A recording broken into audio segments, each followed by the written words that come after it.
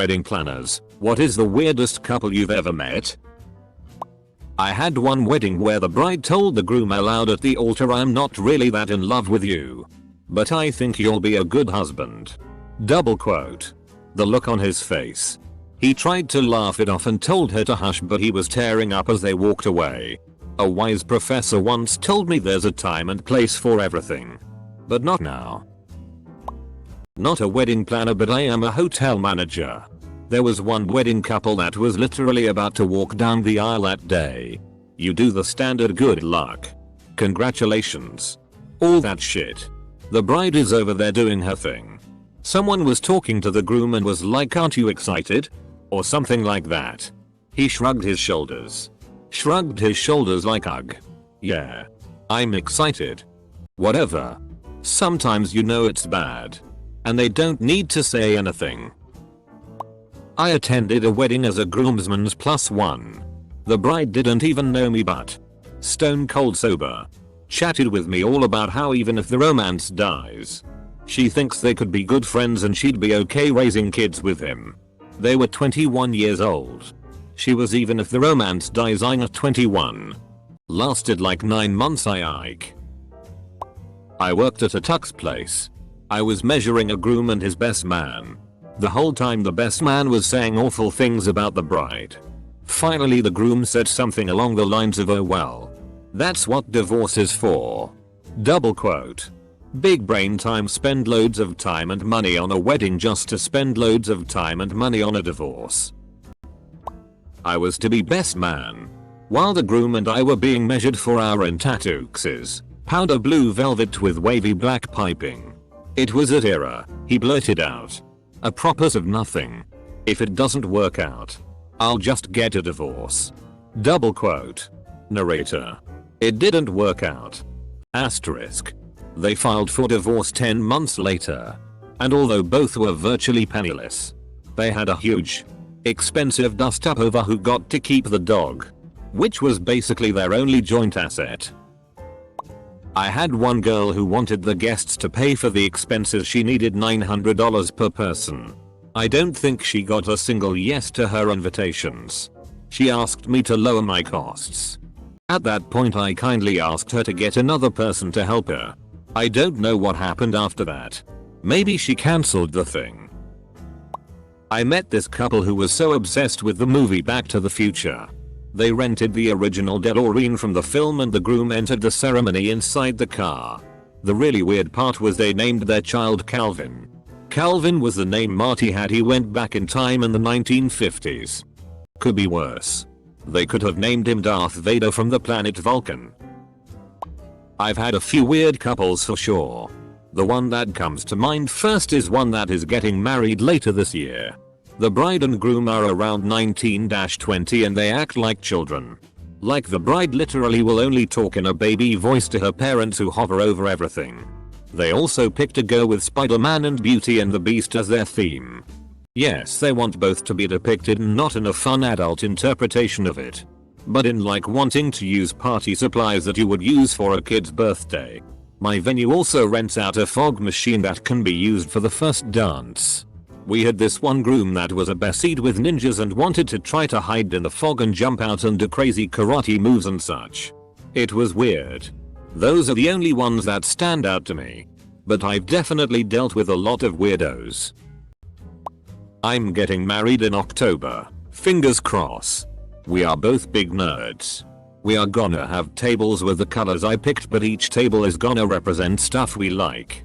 I had a boss who was obsessed with using only the cheapest and shittiest of kids' birthday style decor for all events.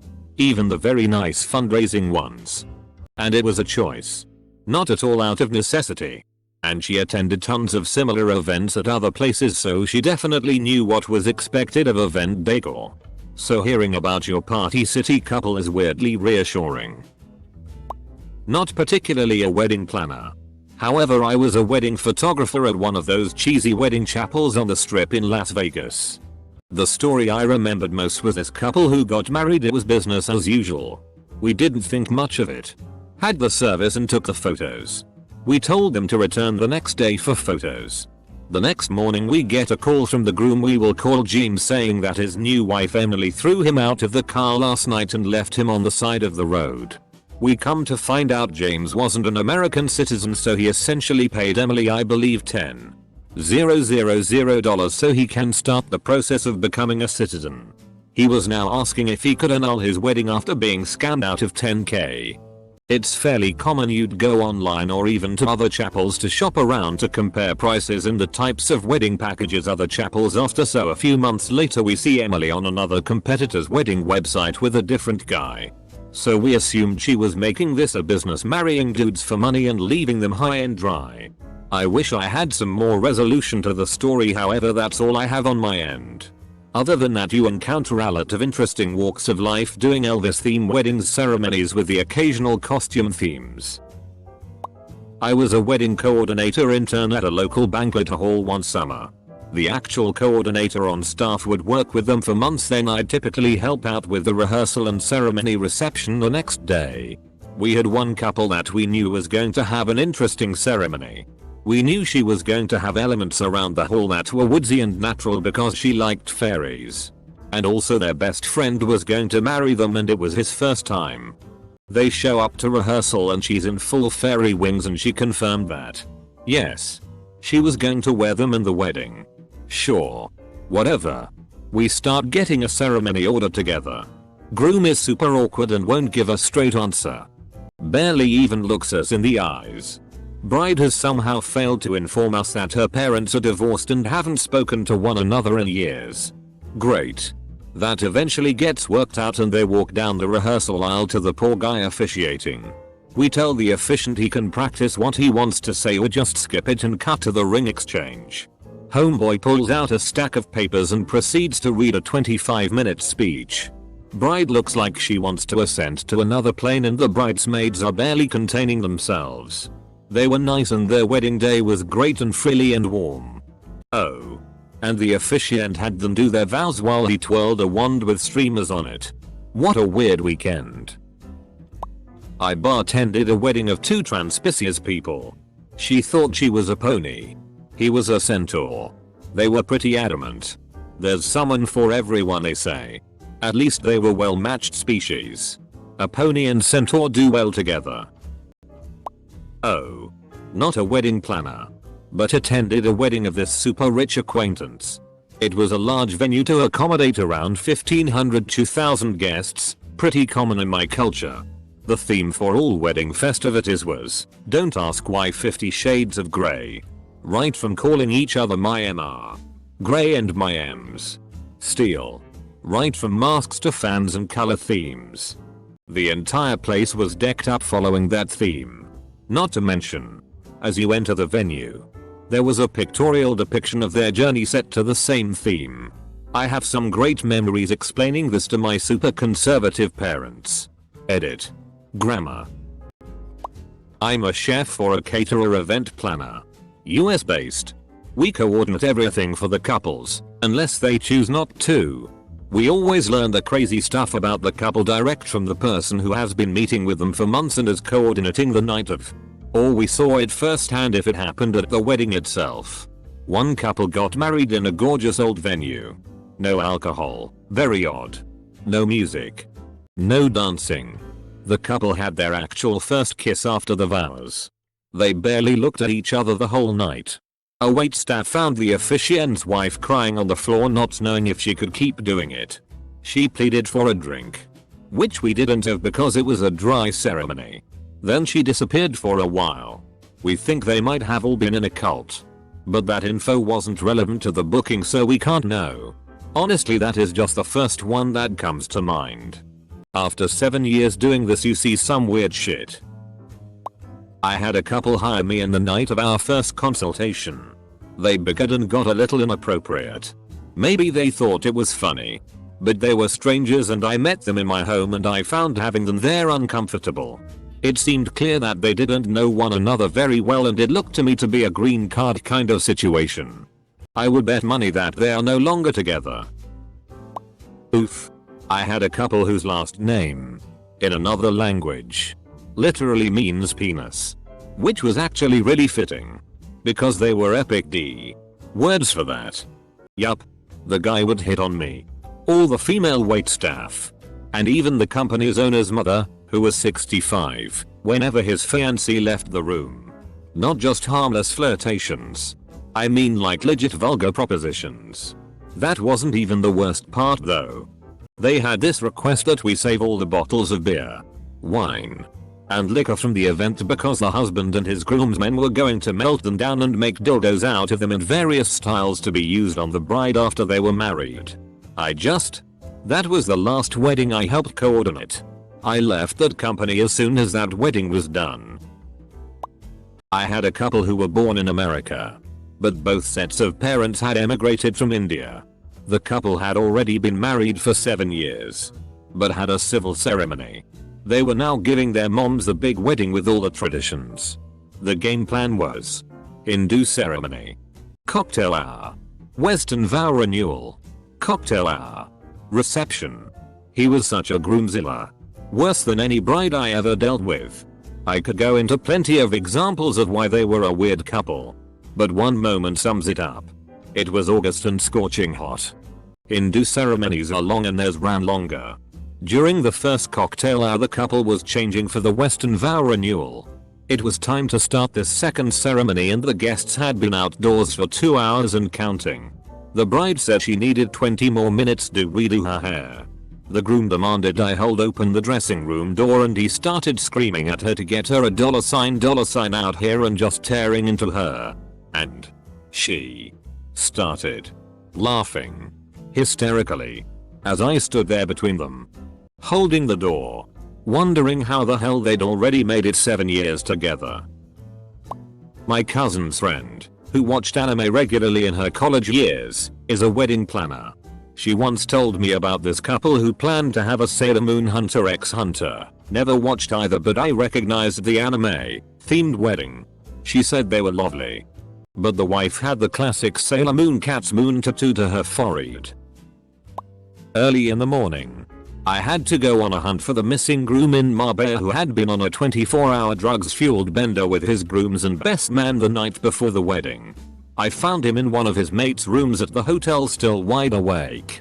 There were pills all over the floor and the room they were staying in had kids in, who were asleep at the time but still fking disgraceful. The bride was threatening to leave but eventually changed her mind and the wedding went ahead. The groom hadn't slept and his dinner speech was the worst shitty show I had ever seen. The very angry father-in-law had to prompt him throughout on what to say. I later learned that 2 of the bridesmaids got divorced with the groomsmen after that night.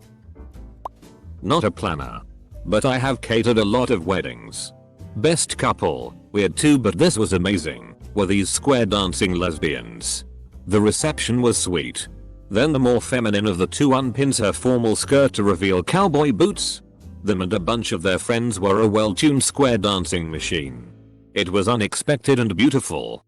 This sounds like an amazing wedding. A friend had a barn dance at her wedding.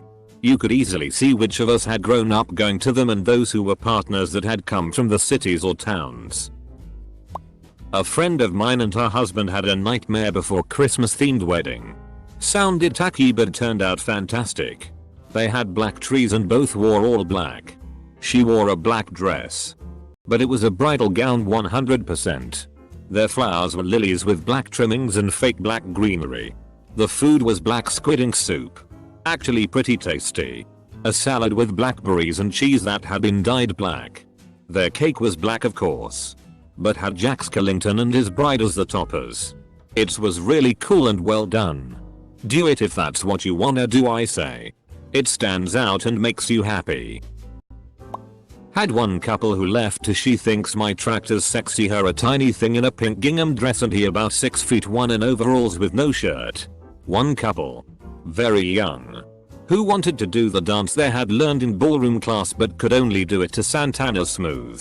One couple, again very young, who had 9 bridesmaids and floor-length hot pink gown with matching elbow-length hot pink gloves and matching hot pink Converse. And they served pink lemonade to drink. One couple who wouldn't let me play any songs but the ones they requested, which were all hardcore rap, and most of their guests were 60-plus-year-old white people. This is not my story, but my friend's story. So, she was on her way to meet the couple.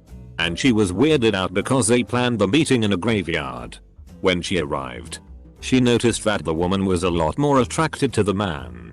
She just shrugged it off and asked them what do they want for their wedding. The woman said, "Anything you want, honey." And he said, "You."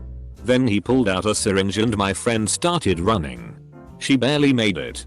A few weeks later she quit her job and later found out that another poor woman was called by the couple and went missing. She is still missing. Poor woman. She was just doing her job.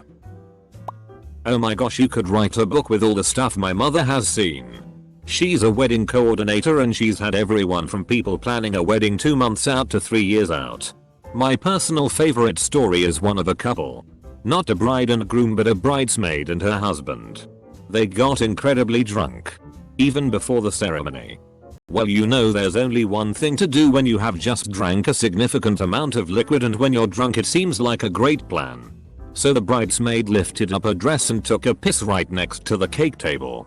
My mother watched this all go down and had to quickly move the bridesmaid and the husband, who had just unzipped his pants to do the same, away to the actual restroom. Thankfully it was an outdoor venue and the cake table was on gravel, so we didn't need to do much for cleanup.